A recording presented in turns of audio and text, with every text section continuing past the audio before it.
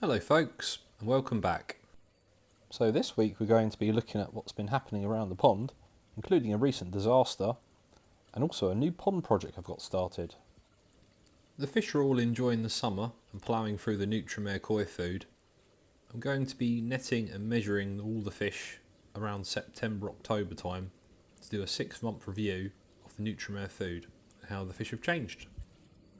Stay tuned for that one, there should be some really interesting results. But first, I made an interesting discovery the other day whilst cleaning out my sieve filter. A great diving beetle. You wouldn't want to be a tadpole in the pond with one of these around, but I'm taking it as a good sign of a healthy pond. How cool is he? Let's get you back in the pond, buddy.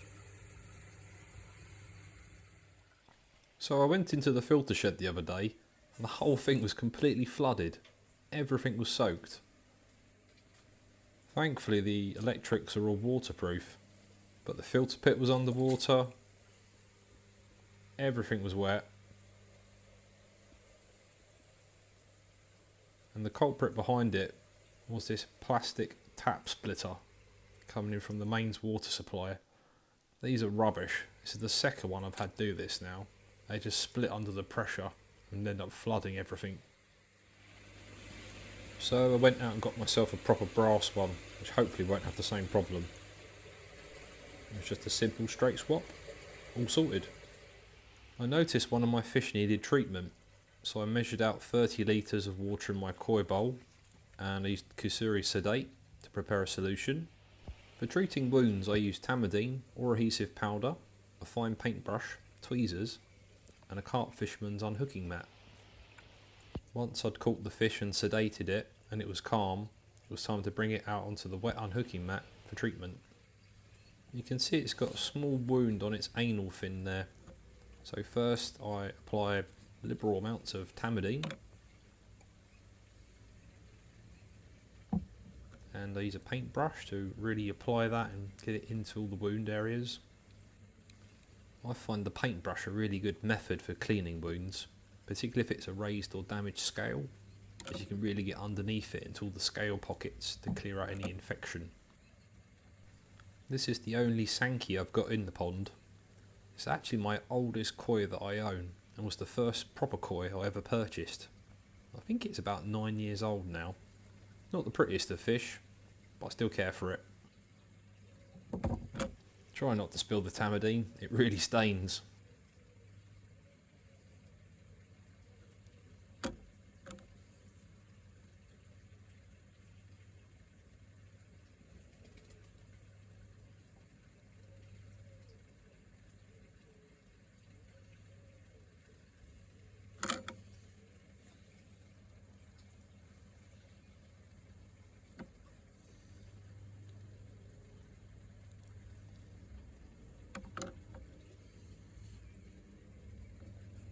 Once I've finished cleaning the wounds with Tamidine, it's time to use the adhesive powder. So this is a wound sealer, so once you apply it, I tend to just blow on it to get it to dry. It's really sticky and it will cover the wound and seal it to prevent any further infection getting in. I think the fish find it pretty stressful being netted and sedated, so if you have to treat them, make sure you do it thoroughly, efficiently, and get the fish back in the pond where it can start to recover and heal. I like to give them plenty of time to recover in a net before I release them back into the pond. Try and give my fish other foods rather than just give them pellets. I've got a kilo of silkworm pupae here. I got these from Heron's, an online pet food store. And there's a few good ones amongst them. There's a few broken ones and bits, which I don't tend to feed as I think they make more mess. They're an excellent high protein, high fat treat for the fish though. Going to talk about my latest pond project at the moment. So this is my hospital tank, which you've seen before on the channel, and it's really helped me out over the years to save a couple fish. It's 500 litres, I've heated it with a 300 watt aquarium heater, and it came with this box filter. I've got some new sponges and other material inside.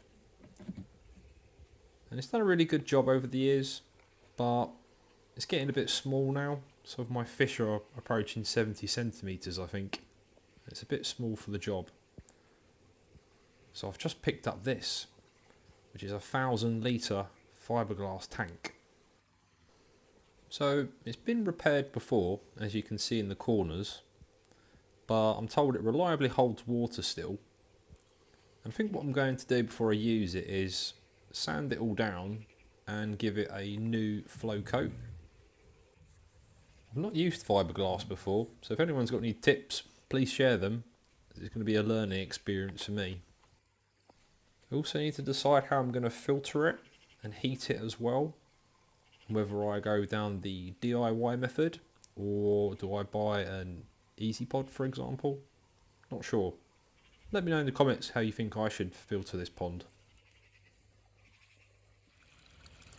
I think that tank's going to make a big difference though in my ability to treat and heal fish if any do get sick. So stay tuned for a future project on that one. Talking of sick fish, my Sankey, which you saw me treat earlier, is now healed up and doing much better. I'm also planning on attending my first koi show soon. The Crouch Valley Koi Show is on the 2nd to 3rd of August at Perrywoods Garden Centre in Essex, and I'm planning on going along. Like I say, I've not been to a koi show before, so it's going to be really exciting to see how it all works and what fish they've got on display in the show. And also getting to have a look around some of the different koi dealers and seeing what equipment's on sale. Other than the 2 new Karashi Goi I added to the pond back in the spring, I've not bought any other fish this year, and I'm going to try and stick to that until the autumn harvests and the new toe size sales in the new year. And there's a couple fish I would really like to have in this pond. Hope you've enjoyed this video, guys. Remember, please give us a thumbs up, subscribe, and I'll see you on the next one. Cheers.